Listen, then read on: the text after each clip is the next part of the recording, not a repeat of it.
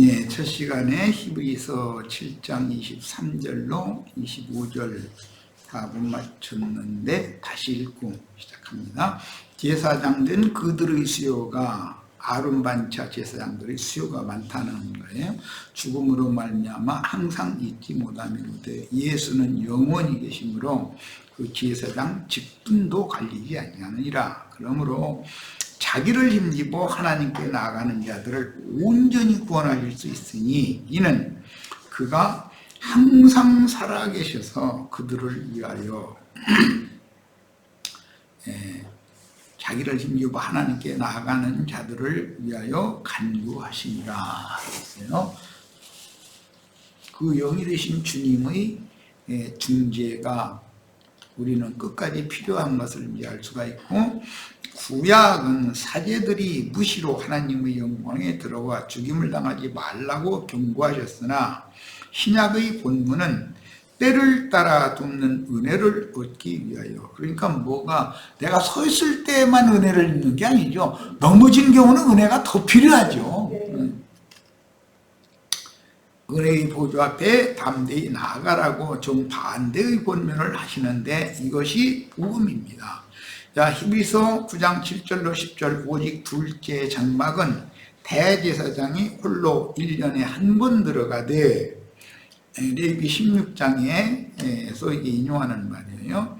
자기와 백성의 허물을 위하여 드리는 피 없이는 아니하나니 성령이 이로써 보이신 것은 첫 장막이 서 있을 동안에는, 첫 장막이라는 것은 흙사람인 아담의 집을 이제 상징으로 해서 이것은 사람의 손으로 지은 물질적인 건물 신전이 서 있으면은 지성소에 임재하시는 하나님 앞에 나가는 길이 막히는 거다. 그러니까 에덴 동산을 생명나무 길을 막아놓은 것은 하나의 표상이죠. 그것은 사람의 손으로 지은 신전이라는 것이 세워져 있으면 거기는 당연히 두루두루 화염검을 가지고 막는 자들이 있게 마련인 것이죠. 그래서 예수님이 예루살렘 성전의 유대교 지도자들 보고 이 말씀을 적용을 하셨던 거 아니에요. 너희도 들어가지 않고 들어가려고 오는 자들 다 막는 자들 아니냐, 이렇게 표현했어요. 그래서 장막이 서 있을 동안에는 성소에 들어가는 길이 아직 나타나지 아니한 것이라, 소상적으로는 성소와 지성소가 둘째 휘장으로 딱 가로막혀 있는 거죠. 근데 거기에는 그룹들이 수놓아져 있죠. 그 휘장에.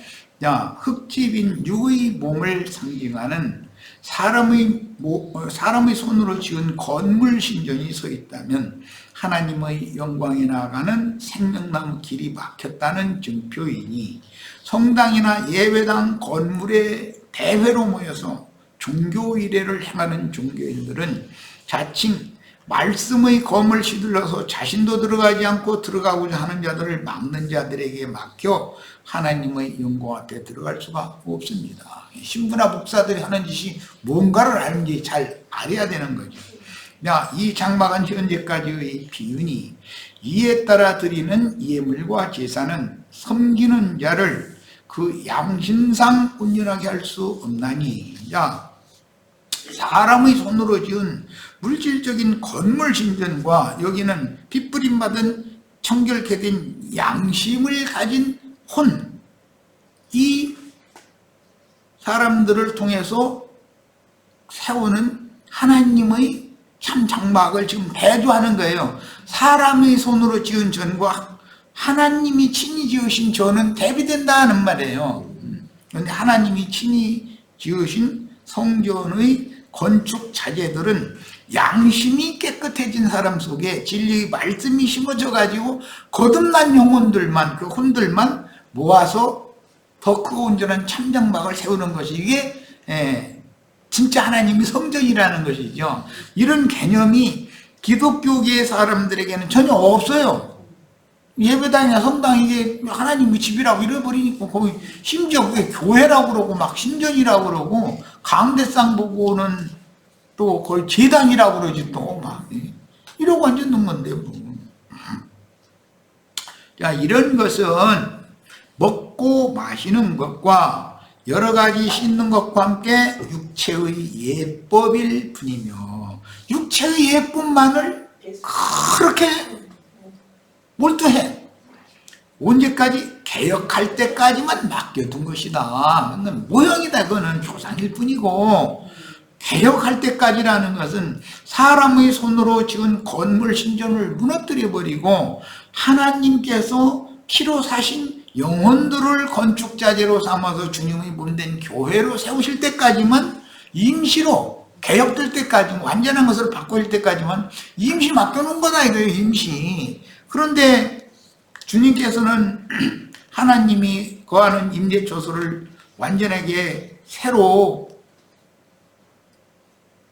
세워가지고, 나는 내 집은 내가 짓는 것이지, 나를 위해서, 인간이 무슨 사람이 나를 위해서 어떻게 집을 지어준단 말이냐.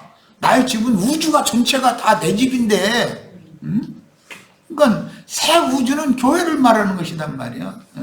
그러니까 이런 말에 대해서 기독교계 사람들은 전혀 이해가 없는 거예요. 어떻게 건축원금을 많이 내서 큰 집 지어놓고 거기 가서 모여서 종교의례를 멋있게 하느냐? 뭐 거기 가서 또 손님이 잘 안 오면 뭐 무슨 뭐 복음성가 가수들 막 이렇게 오라 초대해가지고서 그냥 확정당거리고 이제 이렇게 해서 기분 풀어오고 이런 식으로 해서 유지를 하려고 그러는 거예요. 그러니까 이게 진리의 말씀을 증거할 수 있는 문을 막는 짓을 하는 거다, 전부. 그게. 그 생명나무 문과 길을 닫아놓는 짓을 그렇게 하는 거잖아, 지금. 더 크고 온전한 참장막인 주합하의 한 영이 된 성도를 건축자재로 삼아 세운 그리스도의 몸인 교회는 영이신 하나님, 항상 살아계신 참 하나님의 임재처소이므로 건물 신전인 사람의 손으로 지은 첫 장막은 산양심의 혼돌로 건축된 더 크고 온전한 참장막으로 개혁되기까지만 종문의 율법제도로 맡겨주셨습니다. 오늘날 모든 신자들도 이 말을 깨닫고 내 자신이 개혁돼야 돼. 주님의 교회의 건축자재로. 네, 그래서 주님께서 나를 주님의 새 우주의 어느 부분에, 내가 가끔 얘기하는데 민들레꽃 홀씨가 어딘가 그냥 메마른 어떤 곳에 떨어졌는데 그 자리 지키고 거기서 아름답게 꽃 피우는 역할을 하게 한단 말이죠. 야, 모든 사람에게는 정해진 자리가 있고 그 사명이 있는 거예요. 그러면은 사람의 손으로 지은 물질적인 건물 신전에서 이건 아니구나 하고서 주님의 몸된 교회 안으로 나오면 그 사람이 개혁된 사람이거든. 그런데 기독교는 자기네들이 교리, 누구의 교리에 따라서 종교개혁을 한다고 날마다 칼빈이 종교개혁에 이제 했다고 이제 이러는데, 루터가 개혁을 시작했고 칼빈이 뭐 이제 종교개혁자라고 그래가면서 종교개혁 주간 주일 뭐 지킨다고 그래 자꾸 그러는데, 실제로 개혁되는 건 말씀을 듣고 내가 개혁이 되어져야지. 내가 개혁이 되어져서 다른 교리에 붙잡혀 있던 여기에서 벗어나서 주님의 임재처소로 내가 쓰임을 받아야 되는 거잖아요. 그래서 이 개혁할 때까지라고, 그러니까 이것은 세상의 무슨 날짜를 말하는 것이 아니라 매 세대 이 말씀을 듣는 사람들이 개혁돼야 된단 말이에요. 사람이. 예. 이제 우리는 그 영이 되어 영원하신 대제사장으로 연약한 우리를 위해 때를 따라 돕는 주님의 은혜를 힘입고, 넘어질 때마다 하나님이 의롭다 여기시는 자는 7번을 넘어졌는데도 또 일으키심을 받은 자라고 돼 있어. 인간이 스스로 안 넘어져서 의롭다 보는 것이 아니고 그럴 수가 없는 거니까. 예수의 피에 의지하여 담대하게 은혜의 보좌 앞에 나가서 속죄할 수 있는 새롭고 산 길을 얻어 살려주심을 받은 깨끗한 양심에 믿음의 비밀을 간직하고 청결한 양심의 새음과 새 마음으로 살아계신 하나님을 섬길 수가 있어야 되는 거예요. 이 사람이 개혁된 사람이에요. 이 사람이. 자, 아론이 성소에 들어오려면, 이건 이제 레위기 16장 본문으로 하식한 거예요. 수송아지를 속죄제물로 삼아라. 이미 우리는 왕이나 대사제는 반드시 수송아지를 제물로 바쳐야 된다. 소라는 건 종을 상징하기 때문에 세상 나라의 이스라엘 나라의 왕이나 제사장, 선지자 이런 사람들 하나님의 종들이란 말이야. 그러니까 자기를 상징하는 소로 제사를 했던 거예요. 그래서 그 열왕기상 그 8장이든가 3장이든가 3장이니 거기 보면 솔로몬이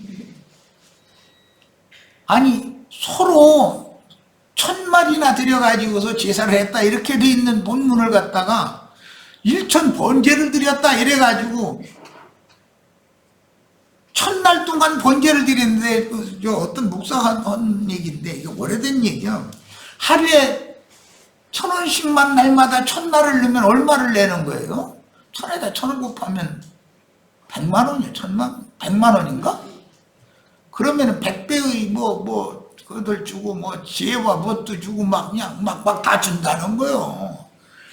아니 심지어 이제는 1000원짜리까지 다 긁어내려고 그런 수단을 쓰고 앉았어. 20년 전 얘기예요. 20년 전에 지금 10,000원짜리로 내라고 그러나? 일당 10,000원씩 내라고 그러나?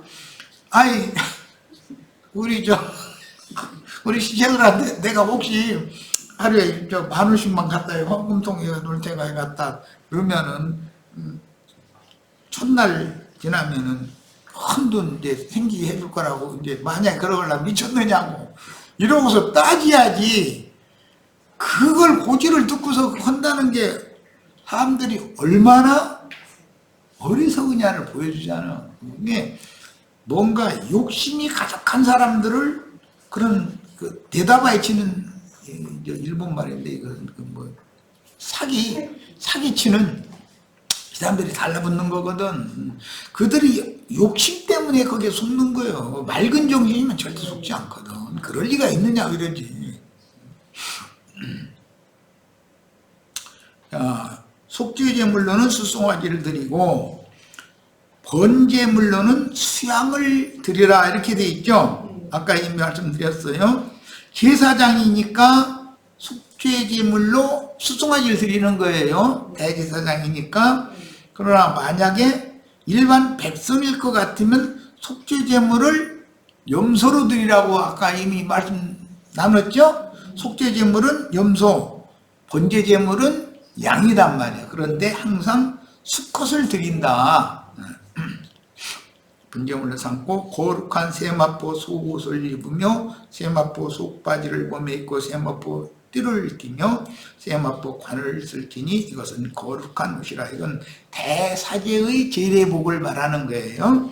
물로 그의 몸을 씻고 입을 것이며 이스라엘 자손의 회중에게서 속죄제물로 삼기 위하여 이스라엘 백성들의 속죄제물로는 수염소를 2마리를 받아들이라 이랬어요.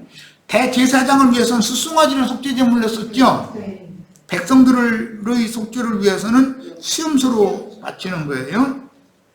2마리와 번제물로 삼기 위하여 수양 1마리를 가져가라 그랬어요. 번제물은 항상 양으로 드린다. 그런데 이제 비둘기로 드릴 경우도 있죠. 번제물을. 자, 번제물은 모두 다 대부분이 수컷으로만 드리게 돼 있어요. 아론은 자기를 위한 속죄제 수송아지를 드리되, 아론은 하나님의 종을 대표하니까 수송아지를 드리는 거예요. 자기와 집안을 위하여 속죄하고 또 2 염소를 가지고 회막본 여호와 앞에 두고 2 염소를 위하여 제비 뽑되 한 제비는 여호와를 위하고 여호와를 위한 한 제비는 인자 예수를 말하는 거예요. 네. 여호와를 위해서 제비가 뽑힌 분이 인자 예수였어요. 이게 여호와를 위하여 제비 뽑힌 염소는 죽는 거죠. 무죄자이시지만 죄가 되사 우리의 죄들을 속하는 대속제물로 죽었단 말이에요. 예수님 죄덩어리로 죽은 거예요. 말하자면 여호와를 위한 제물은 인자 예수예요. 한 제비는 아사셀을 위하여 제비를 뽑아요. 자, 그런데 이것은 예수 그리스도의 구속을 자신도 믿어서 주님의 참 제자가 되어져서 그 영의 보내심을 받은 제자들이 살아있는 염소단 말이야. 그러니까 그 영의 보내심을 받은 제자들, 즉 주님의 교회의 인도자들은 산 염소요. 죽은 염소는 예수님, 산 염소는 예수님의 제자들. 자, 아사셀이라는 용어는 이제 두 단어가 합성된 용어인데, 우선 에즈라고 하는 이 용어와 아잘이라고 하는 두 용어가 합성된 용어예요. 이건 에즈라는 말은 염소라는 뜻이고, 이건 원래 힘이 강한, 기질이 강한, 힘이 센 그런 염소를 말하는 거예요. 아잘이라고 하는 것은 보내다, 가버리다, 이제 그런 뜻인데, 이 두 단어가 합성된 용어예요. 그러니까 이 아사셀 염소라고 하는 것은 속죄물로 드려진 여호와를 위하여 제비 뽑힌 그 염소가 가고 그 제자들은 살아있는 염소가 되는 거예요. 그러니까 예수님이 이런 구속 사실을 계속 전도를 해야 되니까, 그래서 두 염소를 지금 말씀한 건데, 육신의 몸을 입고 있는 복음을 맡은 증인이다, 사도다. 예수님이 아버지 보내심을 받은 최초의 증인이고 사도잖아요. 그 주님의 성령께 또 보냄을 받은 사도들, 증인들이 살아있는 염소들이단 말이에요. 이 히브리어 에즈와 아잘의 합성어인 아자젤을 영적으로 이해를 한다면 하나님의 저주를 지고 유리하는, 정처 없이 이렇게 떠돌아다니는 염소라는 이제 그런 개념이 되는 거예요. 이 염소라는 말이 에즈라는 용어가, 그래서 유리하는 육적인 인간들의 아집을 제어하고 다스리는 광야의 신, 인간들의 그 육의 아집이, 기질이 아무리 강해도 마귀 손에 한번 넘겨지면 욥도 꺾어지죠.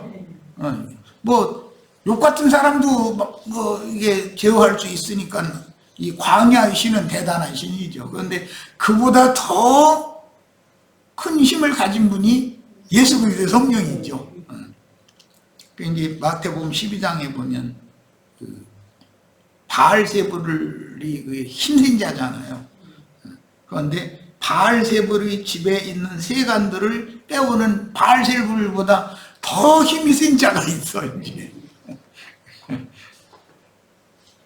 인자 예수께서 그 사역을 수행하기 전에 성령에 이끌려 광야의 마귀에게 시험을 받는 40일의 금식 기간을 경험했으므로 연약한 우리를 등이 도우실 수 있는 구원의 선도자가 되셨습니다. 그러면 40일 동안 앞서서 예수님이 마귀에게 광야의 시험을 받으셨는데 성령에 이끌려서 광야로 내몰려 가지고 마귀의 시험을 받은 거예요. 예수님의 사역의 말기, 제자들의 사역을 위해서 마지막 40일을 또 제자들을 데리고 다니면서 이것저것을 다 가르치셨죠. 자, 그러니까 40일이 앞에도 있고 뒤에도 있는 거예요. 자, 앞에 40일은 여호와를 위하여 잡혀 죽은 예수가 당하는 거예요. 뒤에 40일은 살려받는 아사셀을 위한 산 염소가 당하는 거단 말이야. 야, 그러니까 육의 몸을 입고 이 생에 살아있는 제자들이 주님의 사역을 이어받는 것이다 라는 말이에요. 자, 레위기 이제 17장 7절입니다.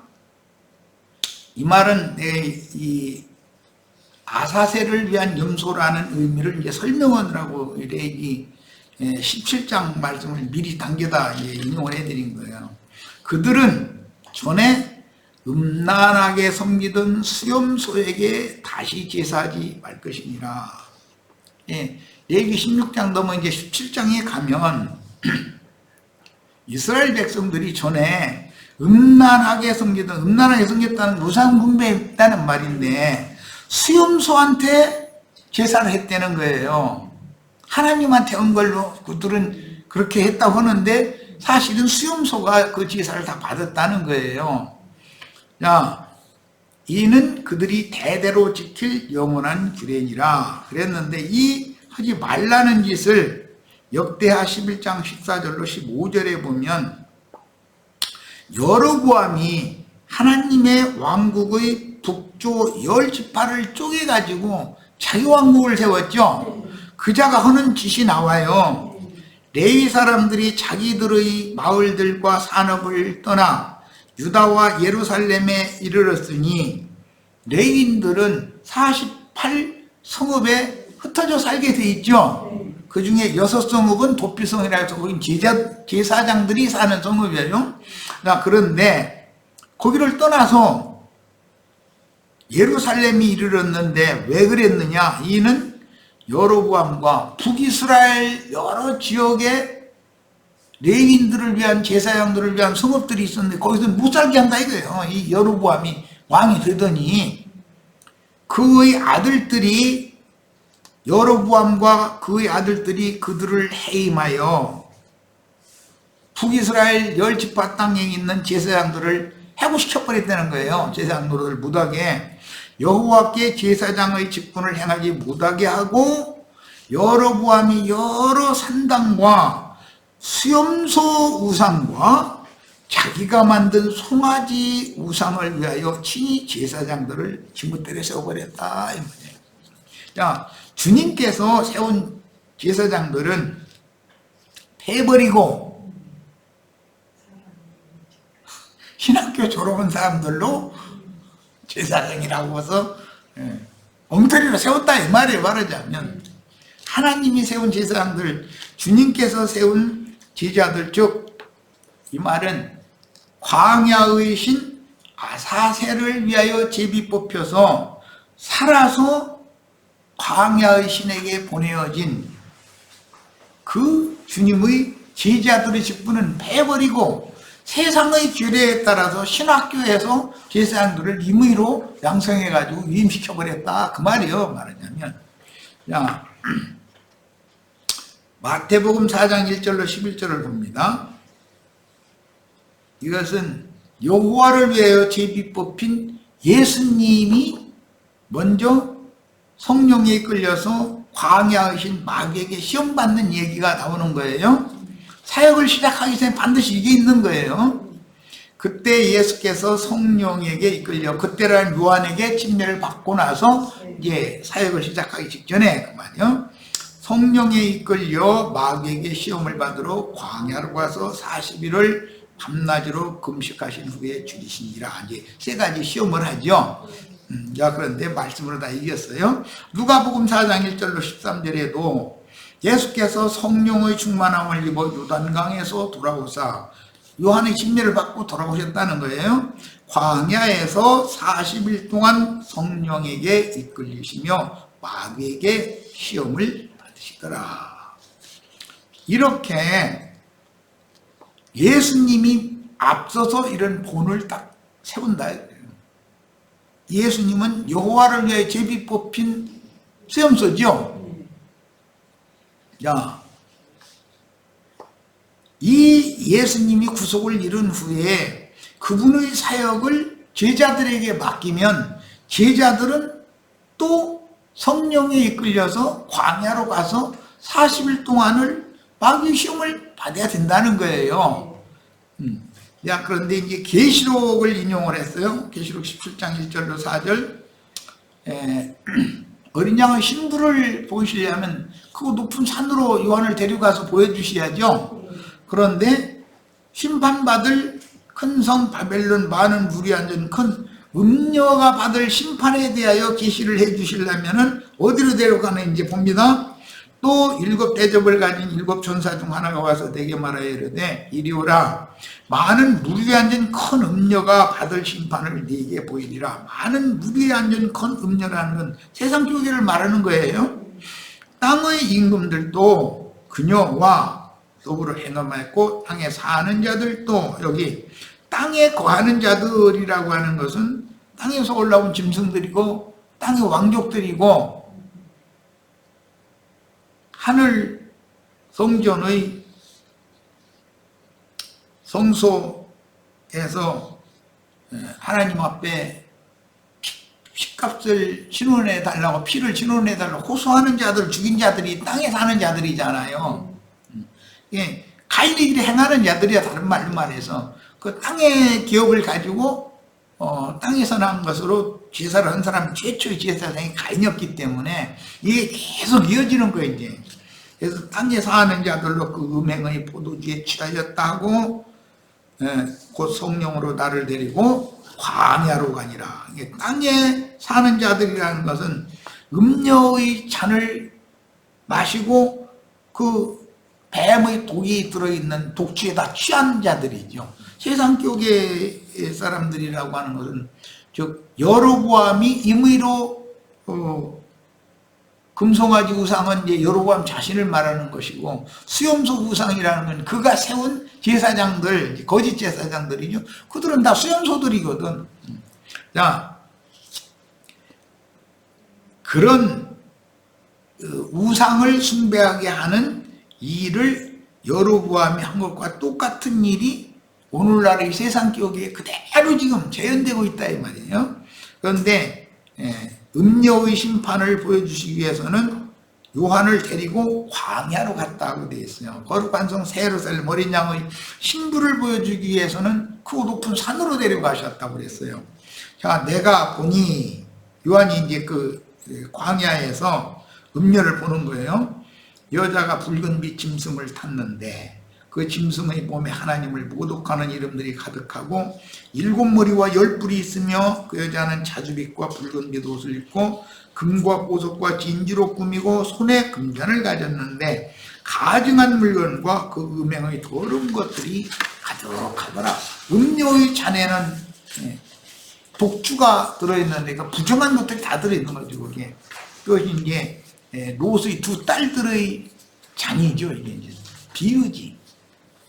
로마교의 교리와 개신교의 교리, 두 음녀가 잔을 하나씩 가지고 있는데 그 교리를 마시면은 다 독주에 취해가지고 보이는 것이 없는 것이죠.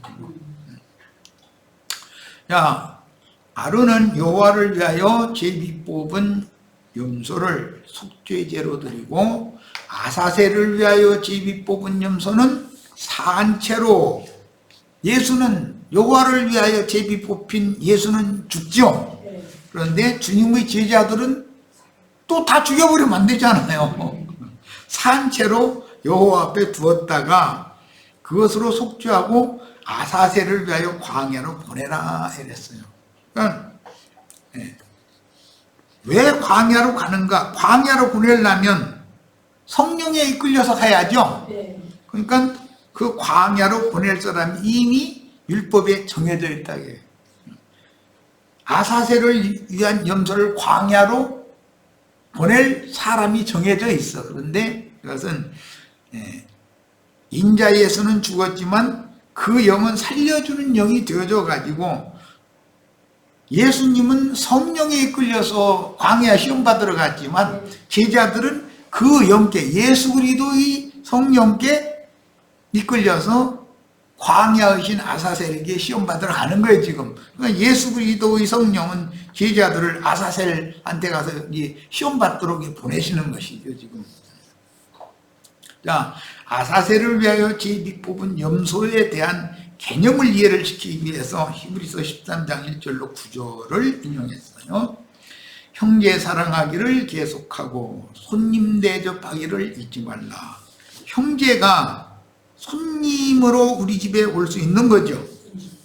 이로써 부지 중에 천사들을 대접한 이들이 있었느니라. 형제, 손님, 천사들, 이건 사실은 같은 사람이죠.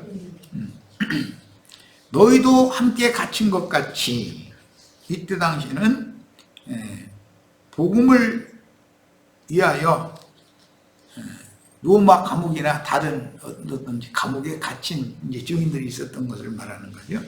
갇힌 자를 생각하고 너희도 몸을 가졌은즉 학대받는 자를 생각하라. 이게 형제고 손님이고 천사들이라 하는 거예요. 모든 사람은 결혼을 귀히 여기고 심소를 더럽히지 않게 하라. 음행하는 자들과 간음하는 자들을 하나님이 심판하시리라. 돈을 사랑하지 말고 있는 바를 족한 줄로 알라. 그가 친히 말씀하시기를 내가 결코 너희를 버리지 아니하고 너희를 떠나지 아니하리라 하셨느니라. 그러므로 우리가 담대히 말하되 주는 나를 돕는 이시니 내가 무서워하지 아니하겠노라. 사람이 내게 어찌하리요 하노라. 하나님의 말씀을 너희에게 일러주고 너희를 인도하던 자들을 생각하며 그들의 행실의 결말을 주의하여 보고, 그러니까 학대받는 주님의 종들이었는데 그들의 행실의 결말을 살펴보라 이거예요. 주위에서 보고 그들의 믿음을 본받으라. 그럼 그들은 예수님의 믿음을 본받은 자들이죠, 당연히. 여호와를 위하여 제비 뽑힌 염소는, 예수님은 죽었어요. 그러나 아사셀을 위하여 제비 뽑힌 염소는 살려놔둬요. 그렇지만 그 염소를 살려놔둔 염소가 죄를 다 짊어지고 광야의 아사셀에로 이렇게 간단 말이에요. 끌려간단 말이에요. 이제 광야의 저 끝에는 낭떠러지가 있어요. 그럼 낭떠러지에 그 염소가 떨어져 죽으면 이 장막을 벗는 거예요. 그러면 그 영혼은 죽지 않는 사람이, 이미 영생이 있는 사람이니까 이제 이걸 상징하는 거예요. 이게 레위기 16장의 속죄절 제사에서는 이게 제일 중요한 핵심이기 때문에 이걸 이제 설명을 내가 지금 하는 거예요. 총론을 지금 나누는 시간이에요. 예수 그리스도는 어제나 오늘이나 영원토록 동일하시니라. 이 말은 인자 예수가 한 번 죽었지만 그 영의 인도를 받는 주님의 제자들을 통해서 똑같은 일을 반복해서 한다 이런 말이에요 지금. 그런데 죽은 염소도 있지만 산 염소도 있단 말이에요. 염소가 2마리가 있는 거예요 지금. 여러 가지 다른 교훈에 끌리지 말라. 마음은 은혜로서 굳게 하며 아름답고 음식으로서 할 것이 아니니 음식으로 말미암아 행한 자는 유익을 얻지 못하였느니라. 자, 구속받은 양들의 교회를 인도하는 사명자인 산 염소를 광야의 신 아사셀에게 인도하는 사람 정해져 있죠. 레위기 16장에 보면 그 사람은 그 영에 대한 상징이므로 제비 뽑혀서 여호와를 위해 제비 뽑혀서 죽임당한 염소는 인자 예수를 말하는 것이고, 산 염소를 광야의 신 마귀에게 아사셀에게로 이끌어가는 그 사람이 정해져 있는데 이것은 비유다 이거예요. 예수 그리스도의 이름으로 보내신 또 다른 부에서 진리의 성령을 상징한다. 진리의 성령이신 그 영의 인도에 따라서 주님의 제자들이 광야의 아사셀에게로 이끌려가는 거예요. 광야의 신에게는 예수님 시험 당한 것으로 뭐 말도 못하는 시험을 당하게 마련이죠. 그래서 구속받은 성도는 당연히 자신들의 영혼들을 위해서 주님 앞에서 양머리의 범죄와 허물을 자신이 회개라는 건 계산한다 이 말이에요. 청산할 책임을 맡은 종들에게 순종하며 그들의 믿음을 본받아야 합니다. 주님의 종으로 그 영의 인도를 받아 광야로 내몰려서 남은 일생을 연단과 시험을 받으며 순종을 가르침받아 온전케 되는 동안 겉사람은 후패되고 속사람은 새롭게 되는 구원을 이루며 무인지경의 광야 끝 낭떠러지에서 떨어져 죽으면, 이 말은 모든 육체는 한번 죽는 날이 온다는 거예요. 다 육의 몸을 벗고 영의 몸으로 승천하는 것이 인도자들의 믿음의 결국입니다. 양무리는 이것을 자세히 살펴봐라 그랬어요. 너희를 인도하던 인도자들의 그 믿음의 결국을 유심히 살펴봐라 그랬어요. 아론은 자기를 위한 속죄제의 숫송아지를 드리되 자기와 집안을 위하여 속죄하고 자기를 위한 그 속죄제의 숫송아지를 잡고 향로를 가져다가 여호와 앞의 제단 위에서 피운 불을, 제단 위에서 피운 불이라는 것은 벌겋게 단 숯불을 말하는 거예요. 장작불을, 나무, 가시나무가 지금 덜 탄 그런 불을 말하는 것이 아니에요. 예. 제단 위에서 피운 불이어야 돼요. 반드시 그것에 채우고 또 곱게 간 향기로운 향을 두 손에 채워가지고 휘장 안에 들어가서, 여기 곱게 간 향기로운 향이라는 건 이제 신약의 고린도서에 이제 이 말씀이 해석이 나왔는데, 예수 그리스도에게서는 향내가 나죠. 생명의 냄새가 나고, 어떤 자들에게서는 사망의 냄새가 난다 그랬는데, 그건 부패, 썩는 냄새가 난다 그런 말이에요, 원래가. 자, 그러니까 예수님에게서는 신선한 향기가 나고, 부패로 돌아가게 하는 유대교 지도자들에게서는 썩는 내가 나는 거죠. 이게 이제 비유죠. 자, 그 향이라는 것은 우리 모든 인간들도 길가에 신선한 풀이나 나무나 꽃이나 이런 것이 있으면 향내가 나면 기분이 좋잖아요. 그런데 뭐 생선이나 뭐 이제 어시장 어디냐 가다 보면 골딱골딱한 냄새, 썩은 냄새 나면 기분이 안 좋잖아요. 그런데 생선 썩는 냄새보다도 짐승이나 쥐나 뭐 이런 것이 썩는 냄새는 말도 못해. 그런 걸 보면, 하나님도 좋은 냄새 맡기를 원하시는구나. 썩는 냄새 맡기보다는. 그 사람도 그러는데 하나님이라고 썩는 냄새 맡는 건 좋아하시겠어요? 자, 썩는다는 죽었다는 뜻이에요. 죽은 거니까 썩는 거예요. 산 것은 절대 썩은 냄새가 안 나요. 썩질 않으니까. 아론의 위로 두 아들인 아론 반차의 사제들인 나답과 아비후는 명하시지 않은 다른 불, 제단 아래의 연기나는 화목이 타는 장작불로 분향하다가 죽임을 당하고, 신약의 주님의 제자들을 상징하는 둘이라는 것은 증인들을 상징하는 말이에요. 아론의 아래로 두 아들은 곧 멜기세덱 반차의 사자들을 대표하는 엘르아살과 이다말, 이 셋째와 넷째가 살아서 제사장 직분을 승계받았죠. 나답과 아비후는 제사장 직분을 뺏기고 죽어버렸어요. 여호와 앞에서 분향하여 향연으로 증거케 위 속죄소를 가리게 할지니. 그러니까 이 향연이라고 하는 것은 어떤 데서는 문장이 기도의 향을 말할 경우도 있어요. 그런데 여기서는 생명의 냄새다. 무슨 생명? 죽음을 초월하고 이긴 부활 생명의 냄새를 말하는 거예요. 여기서는. 자, 그러니까 예수 그리스도의 부활은 향기를 내는 것이죠. 부활 생명은.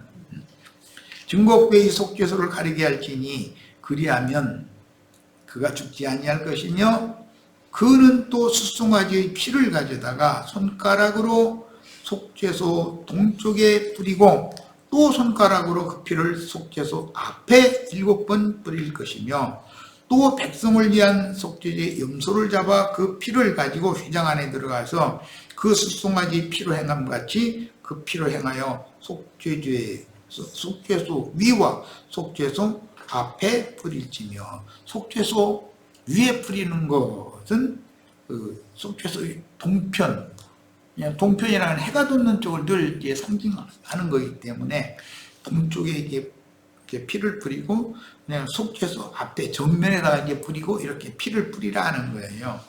곧 이스라엘 자손의 부정과 그들이 범한 모든 죄로 말미암아 지성소를 위하여 속죄하고, 또 그들의 부정한 중에 있는 회막을 위하여 그같이 할 것이요, 그가 지성소에 속죄하러 들어가서 자기와 그의 집안과 이스라엘 온 회중을 위하여 속죄하고 나오기까지는, 그러니까 제사를 두 번 하는 거예요. 한 번은 속죄제를 숫송아지를 갖다 속죄 제사를 하고, 수양을 갖다 번제로 제사를 하고, 한 번은 수염소 2마리를 가지고 한 마리는 죽여서 죽인 피로 가지고 들어가서 그 숫소로 제사했던 방식은 똑같아요. 그렇게 하고 한 마리는 살려서 아사셀을 위한 염소로 한 사람 지정해 뒀다가 그 사람이 아사셀에게 산염소를 끌어가는 거예요. 그런데 끌어가기 전에 백성의 모든 죄를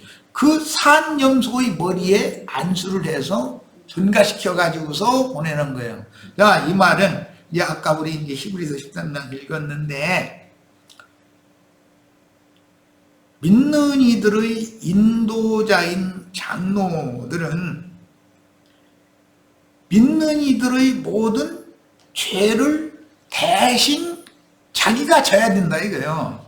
자기가 다 계산, 하나님 앞에는 이제 다른 사람들은 모르지만 나에게 말씀을 가르침 받고 나의 신앙 지도를 받는 우리 형제 자매님들의 어떤 흠결이나 문제가 있는 것도 주님 앞에 내가 책임을 지는 거예요. 당연히 나에게 물을 거예요. 무엇을 어떻게 가르쳐 놨길래 이렇게 좀 뭐 무식하냐 이게 지금 뭐. 수년 동안 신앙생활 했다는데 뭐 아는 것이 하나도 없고 말이야. 어떻게 해서 구원을 얻었고 어떻게 내 앞에 올 수 있고 이런 길이 어떻게 열렸고 이런 거 물어보면 대답을 못하고 말이야. 우물쭈물해. 뭐야 도대체 너 뭔 짓을 다 온 거냐. 나보고 말하지 우리 형제 자매님들 보고 책망하지를 않는다는 거예요. 그러니까 이것이 백성의 모든 죄를 그 머리에 지고 아사셀에게로 보내지는 산염소라는 말이 얼마나 중요한가를 알아야 돼. 그런데 기독교계의 목회자들은 책임을 안 지려고 그러고 권리주장만 하려고 그래. 뭐든지 뭐 그냥 권리주장만 하려고 그래. 그런 사람 만나면 세상 나라에서도 국가 지도자가 그러면은 그 나라 백성은 죽어나는 거예요. 양무리가 목회자가 그 문양이면 그 양물은 죽어나는 거지, 뭐 뻔한 거지. 주님 앞에서는 양물이 어떤 흠결이나 잘못이 있으면 거기에 대한 책임을 인도자가 지는 거다 이거예요. 주님 앞에서는. 그러니까 인도자에게 순종하라는 말이 그래서 필요한 거예요. 그렇지 않으면 너희 영혼에 아무 유익이 없다. 너희 모든 약점이나 허물이나 흠결들을 대신 담당해야 되는 그 인도자에게 되는 순종하고 복종해라. 히브리서에서는 이렇게 표현이 되어 있어요.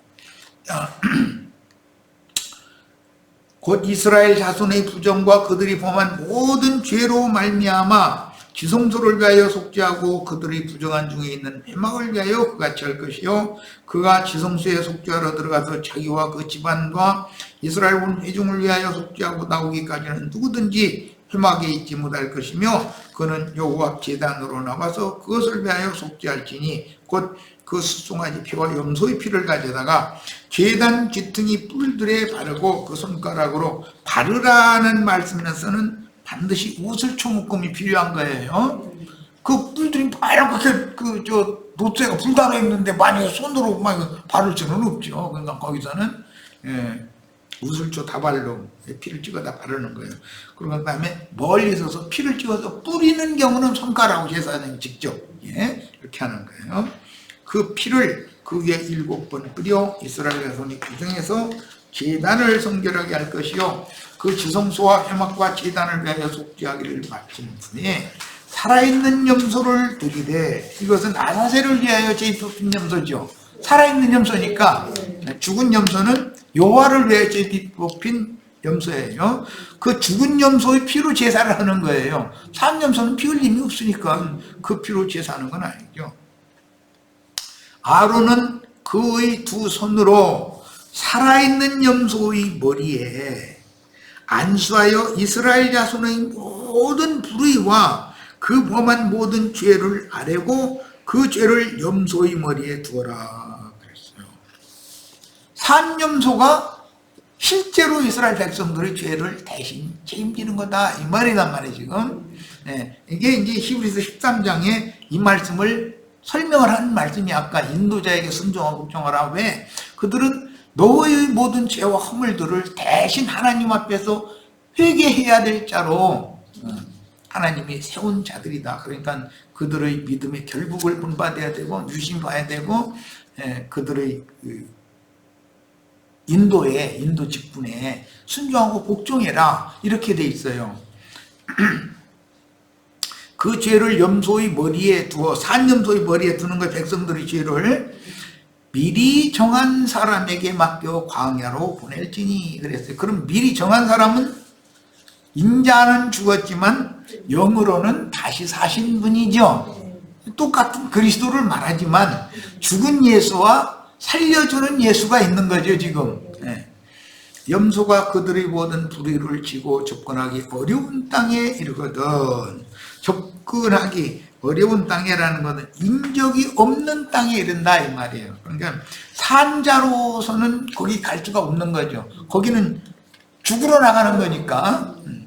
이제 그 불의를 지고 접근하기 어려운 땅이라는 건 광야의 끝이죠. 그건 절벽이 있어가지고 거기서 떨어져 죽는다는 거예요. 백성들이 죄를 그 머리에 대신 짊어지고 그 광야 신에게로 이끌려간 염소는 그 광야 끝에서 떨어져 죽는 거예요. 이것은 육신은 죽는다 그 말이에요. 반드시. 그도 접근하기 어려운 땅에 이르거든 그는 염소를 광야에 놓을지니라. 그러면 갈 길을 모르고 헤매면 떨어져 죽게 마련이지 뭐 이거는. 죽을 때가 되면 다 이렇게 하는 거죠. 자, 주님께서는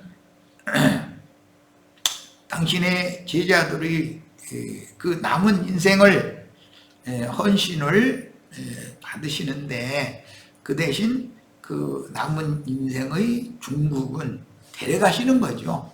그런데 이것은 율법적인 제도에 의한 그 염소로 제사를 하시는 그 속죄를 위한 제사를 하는 방식이기 때문에 이것은 다 모형인 것이죠. 산염소를 무인지경의 광야로 인도하도록 미리 정해진 그 사람은 구속을 이룬 후에 그 영이신 그리스도, 그 영이 되신 그리스도를 상징하며 죄인들이 접근할 수 없는 광야의 교회는 죄인들은 광야 교회라는 것은 반드시 끝점이 있게 마련이에요. 거기 광야교회에서는 신자들이 이 생에서 극한 고난으로 생지옥을 경험하는 광야교회에서 겉사람을 후패시키고 속사람을 새롭게 소송되게 하는 경험을 시키려는 것이다. 그러니까 광야의 신 아사셀은 힘이 있는 신여에게 광야 같은 세상에 능력이 있죠. 세상신 마귀도. 그래가지고 기질이 강하고 아집이 강해서 힘이 있는 염소를 굴복시키는 힘이 또 있어. 광야의 신 아사셀 앞에 가면 꼼짝 못해. 아무리 힘이 강한 사람도. 그 광야의 신에게 이끌어다 준다 이거예요. 이것은 예표상으로 이미 예수님이 성령에 끌려서 광야의 마귀에게 시험 받으러 끌려갔었죠. 뒤에 제자들도 똑같이 한다는 거예요. 그래서 앞서가신 주님의 길을 대대로 따라가게 만드는 거죠. 그래야 구원 얻을 자의 충만한 수를 얻을 수 있으니까 그렇게 하시는 거예요. 자, 아론은 회막에 들어가서 지성소에 들어갈 때 입었던 세마포 옷을 벗어 거기 두고 거룩한 곳에서 물로 그의 몸을 씻고 자기 옷을 입고 나와서 자기의 번제와 백성의 번제를 드려, 번제는 양으로 하는 거예요. 자기와 백성을 위하여 속죄하고 속죄 제물의 기름을 제단에서 불사를 것이요 염소를 아사셀에게 보낸 자는 그의 옷을 빨고 물로 그의 몸을 씻은 후에 진영에 들어갈 것이며, 이것은 이제 영적으로는 거룩한 성 새 예루살렘에 이제 같이 들어가는 거죠. 속죄제 수송과 속죄제 염소의 피를 성소로 들여다가 속죄했은즉 그 가죽과 고기와 똥은 밖으로 내다가 불사를 것이요. 이런 것은 이제 다음에 뭐 충분히 말씀을 또 나눌 시간이 있는데, 이것은 사울일 때 뭐 가말리엘 문화생이고 유대인 중에 유대인이고 히브리인 중에 히브리인이고 뭐 이거 자랑거리들이 많았는데 그게 주님을 만나고 나니까 그게 다 배설물 똥이잖아요. 다 그냥 갖다 버렸다 이렇게 했어요. 자, 그다음에 살려둔 염소를 광야이신 마귀에게 보낸 자는 구속을 이룬 후에 그 영이 되신 그리스도를 상징하며 그 영께서는 구속하신 성도를 광야로 이끌어 남은 전 인생을 많은 고난 중에도 속사람의 구원을 이루고 이 장막을 벗고 여우의 몸으로 승천하게 하시는 인도자의 영원한 대제사장을